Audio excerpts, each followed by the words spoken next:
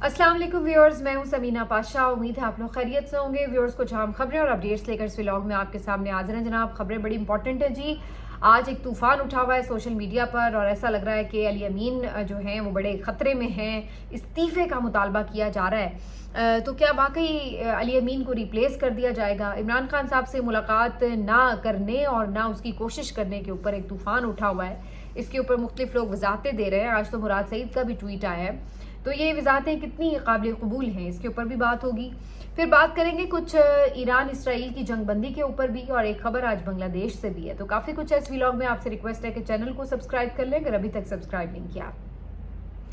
तो सबसे पहले जी हॉट इशू की बात करते हैं। खैबर पख्तूनख्वा में एक जो जल्जला आया हुआ है, एक तूफान उठा हुआ है, और ये बात है जी बजट पेश करने के मामले की और फिर उसको पास करने के मामले की।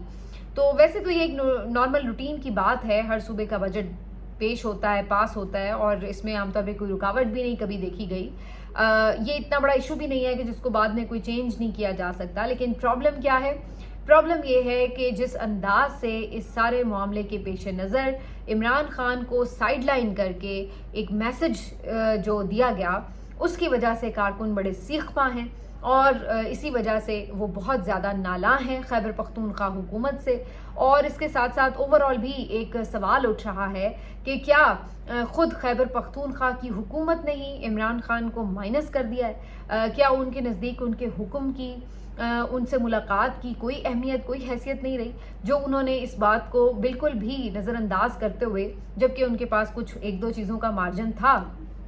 और उसको नज़रअंदाज करते हुए बिल्कुल ये बजट पास भी किया। और उसके बाद सिर्फ खानापुरी के लिए नारे लगाएं, आप बढ़के मारें और शोर मचाएं, जज्बाती तकरीरें करें, तो फिर इन तमाम चीज़ों का फिर क्या हासिल है? और फिर क्यों इसके ऊपर लोग आपसे सवाल नहीं करेंगे कि जनाब आपका अमल कुछ और है और आपके जो नारे हैं, जो तकरीरें हैं, जो जज्बातियत है, वो कुछ और कह रही है। आज अलीमा खान साहिबा ने जो पहले ही गुफ्तगू कर दी थी, उसी ने सारे भेद खोल दिए थे। अगरचे इमरान खान साहब अब एक बजट पास हो चुका था, तो इसके ऊपर वो फर्दर क्या मतलब कहते हैं कि इसको अंडू तो नहीं वो कर सकते थे। तो जाहिर है उन्होंने यही कहना था कि चलें अब आके मिल लें, कुछ तब्दीलियाँ कर लेंगे। लेकिन ऑफ कोर्स वो इस सारे अमल से नाखुश थे और इसीलिए उन्होंने कहा कि उन्हें मिलने आना चाहिए था, और अगर नहीं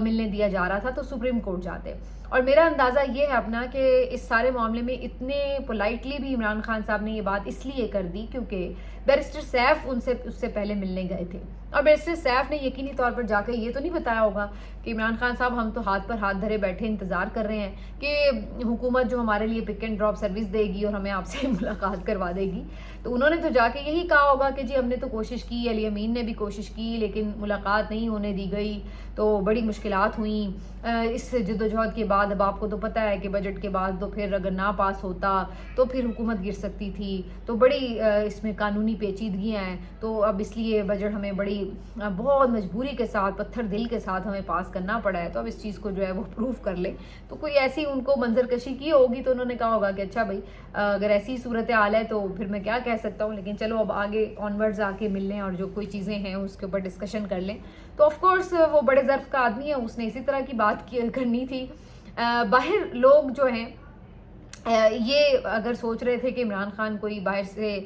ये पैगाम देंगे कि जी इसको हटा दो, तो ये तो शायद जाहिर है इमरान खान इस वक्त जेल में है, मुकम्मल तौर पर जो सूरत हाल है वो उन तक नहीं पहुंच पाती, और बहुत सी खुली डिस्कशन बगैर किसी मुशावरत के इतने बड़े मामलात के ऊपर जाहिर है जब उनके पास नहीं कंप्लीट पिक्चर होगी तो वो क्या उसके ऊपर इतने बड़े फैसले ले सकते हैं या लेना अफोर्ड कर सकते हैं इस रिस्क के ऊपर कि इधर वो हटा दें और आगे कोई और गड़बड़ हुई हो और फिर नंबर्स पूरे करके हुकूमत का नया वज़ीर आला मुंतखब करना एक नया मसला बना हो। क्योंकि जिन्होंने 26वीं तरमीम करवाई है उन्होंने जिस तरह से नंबर्स पूरे किए हैं, तो इस बात की क्या गारंटी है कि अगर अली अमीन को स्टेप डाउन करने का इमरान खान कह भी दें तो एक फॉरवर्ड ब्लॉक नहीं बन जाएगा जो कि जाके अपोजिशन के साथ कोई अपना ही वज़ीर आला बना ले। तो जहाँ इतना कुछ हो रहा है अब तो आप कुछ भी एक्सपेक्ट कर सकते हैं। बल्कि मैं तो समझती हूँ अगर देखा जाए इन अ वे तो केपी हुकूमत तो खुद ही पूरी फॉरवर्ड ब्लॉक बन गई है। क्योंकि फॉरवर्ड ब्लॉक किस लिए होता है? फॉरवर्ड ब्लॉक तो यही है ना कि जो पार्टी पॉलिसी से आप हट कर कहते हैं कि नहीं हम नहीं मानते। तो केपी ने क्या किया है? केपी ने यही किया है कि जी इमरान खान की बातों को नहीं मानने, اور یہ کوئی ایک بات نہیں ہے، کنٹینیوسلی بہت ساری باتیں ہیں ان کی، عمران خان صاحب کی احکامات ان کے جو ویژن کے مطابق صوبے میں اس طرح سے وہ نہیں کام کر رہے. تو یہی فارورڈ بلاک کرتا ہے کہ بیسکلی آپ ایک پوائنٹ پہ اکٹھے ہو جاتے ہیں کہ جی ہم یہ بات پارٹی پالیسی سے متفق نہیں ہیں. تو ان اے وے تو ایسا ہی ہے نا کہ آپ پارٹی لیڈر کو نہیں مان رہے بلکہ آپ کہیں اور سے ہدایات لے رہے ہیں اور اس کے مطابق چل رہے ہیں. تو ایک طرح سے تو یہ اسی قسم کی سچویشن نظر آتی ہے. بہت سے لوگ کہہ رہے تھے کہ علی امین کو ہٹا دینا چاہیے، بلکہ سوشل میڈیا پر تو پوری ایک کیمپین چل رہی تھی کہ جناب علی امین گنڈا پور صاحب استعفیٰ دیں، کیونکہ انہوں نے عمران خان کے ساتھ وفا نہیں کی اور انہوں نے یہ ایمرجنسی میں بجٹ نافذ کر کے اور قبول کر کے اور اس کو منظور کر کے جس طرح عمران خان کو مائنس کرنے کی کوشش کی ہے تو انہیں اسٹیپ ڈاؤن کرنا چاہیے. لیکن سوال یہی کہ جہاں پہ علی امین نے بجٹ منظور کرایا ہے تو وہ اکیلے نے تو بجٹ منظور نہیں کیا، ظاہر ہے کہ ان کے ساتھ ان کے تمام ممبران اسمبلی بھی تھے. شاید کوئی ایک آدھے نے اس میں ووٹنگ میں حصہ نہیں لیا، ادروائز تو سارے ہی وہاں پہ موجود تھے اور سب نے ہی ووٹ کر کے اسے پاس کیا. تو اگر علی امین گنڈا پور ریزائن کرتے ہیں تو باقی انہی میں سے ہی کسی کو بنانا ہے. کوئی نیا بندہ تو عمران خان نہیں اتاریں گے نا اسمبلی کے اندر جیل سے بیٹھے ہوئے. تو آف کورس ان میں سے اگر کوئی بیٹھتا ہے نیا بندہ نامزد ہوتا ہے تو اس بات کی کیا گارنٹی ہے کہ وہ اس چیز کو فالو نہیں کر رہے ہوں گے جو علی امین گنڈا پور کر رہے ہیں. تو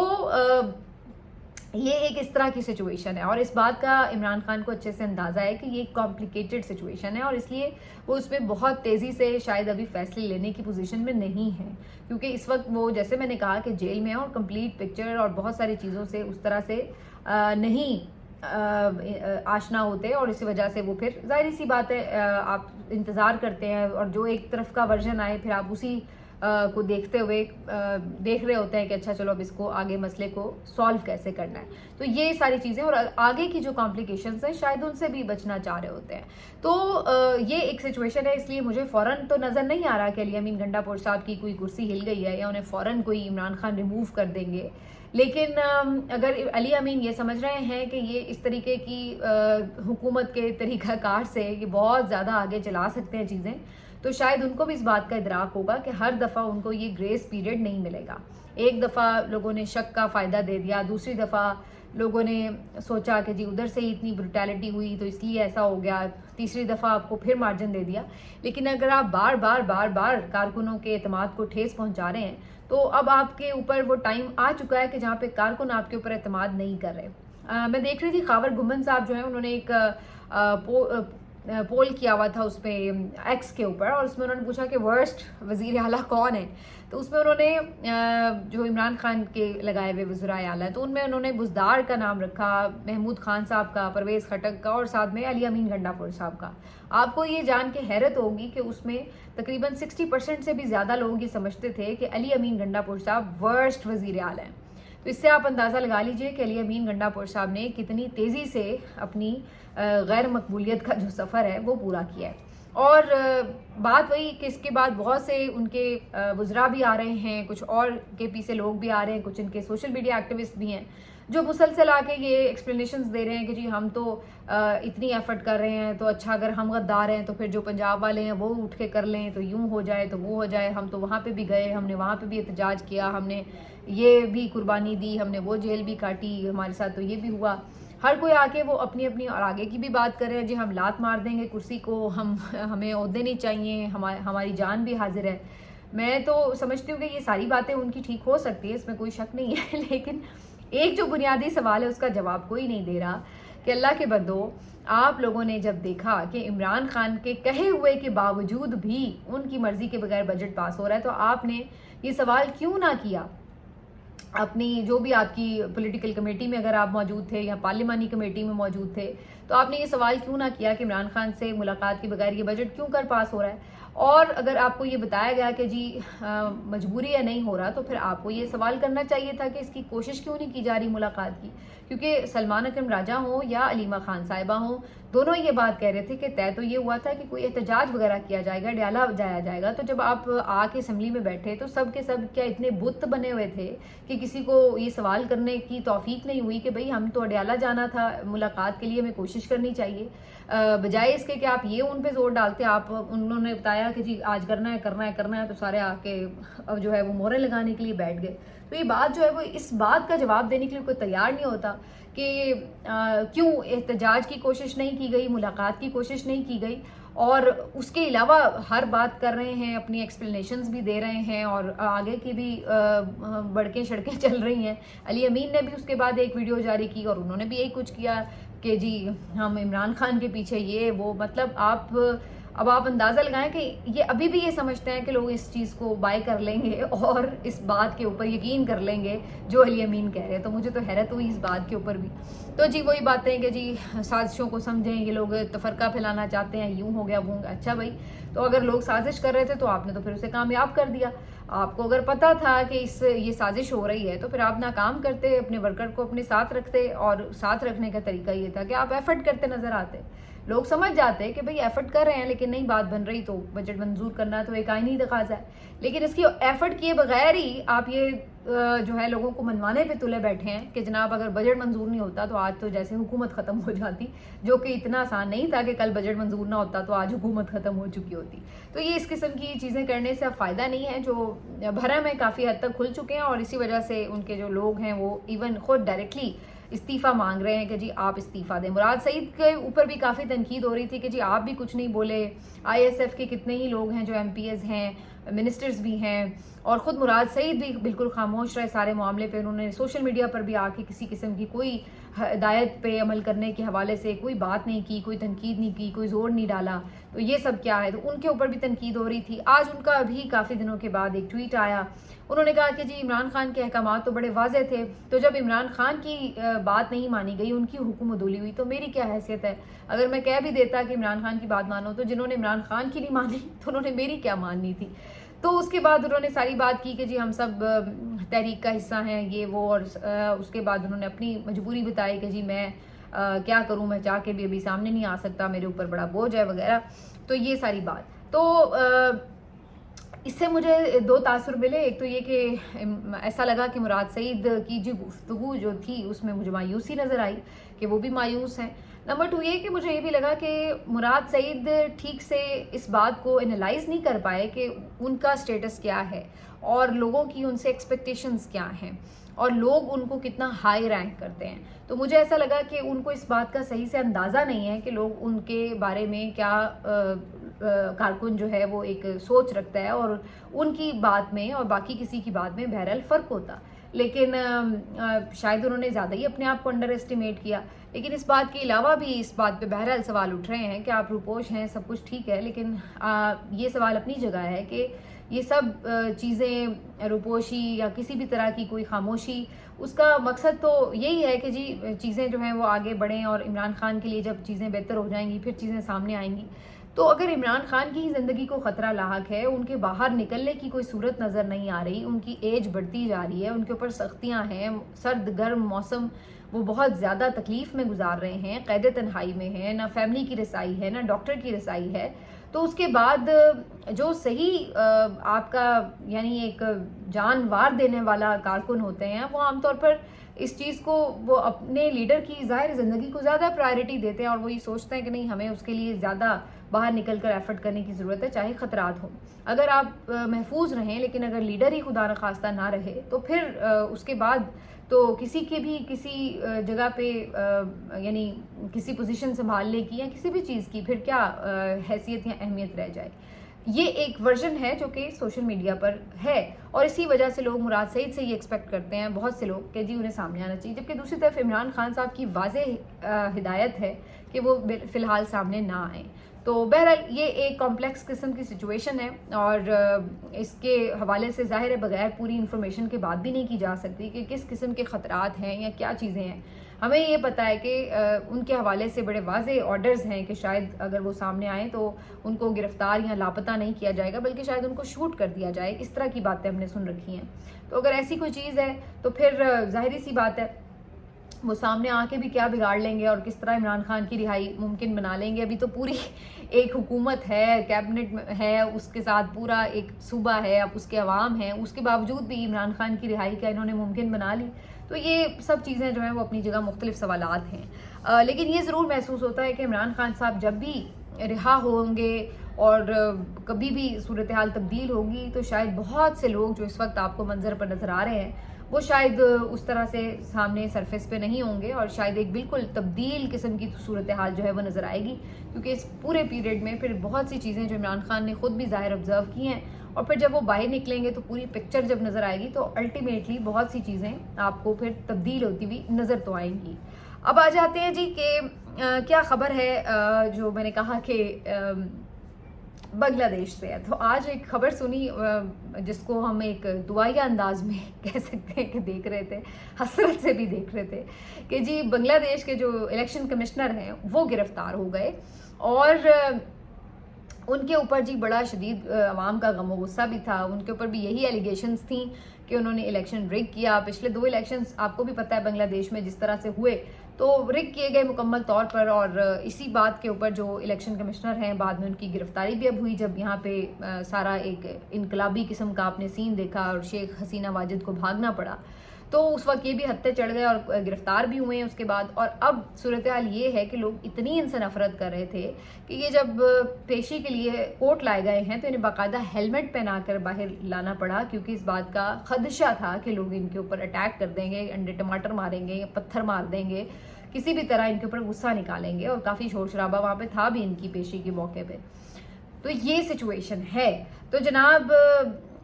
اس کے اوپر بڑے کامنٹس بھی ہو رہے تھے سوشل میڈیا کے اوپر۔ وجہ بڑی صاف ہے کہ بہت سے لوگوں کے جذبات شاید ایسے ہی ہوں، لیکن کم از کم یہ ضرور ہر کوئی چاہتا ہے کہ گرفتاری ہونی چاہیے۔ جو لوگ بھی عوام کے مینڈیٹ کو چوری کرنے میں ملوث ہیں، جنہوں نے بھی انصاف کا ایون قتل کیا ہے، تو یہ جو 3-4 بڑے کردار ہیں، اور آپ کو پتہ ہے وہ کون سے ہیں، تو ان کے حوالے سے یقینی طور پر لوگوں کی خواہش ہے کہ وہ ان کے اوپر کسی طرح کی کارروائی ہوتے ہوئے دیکھیں،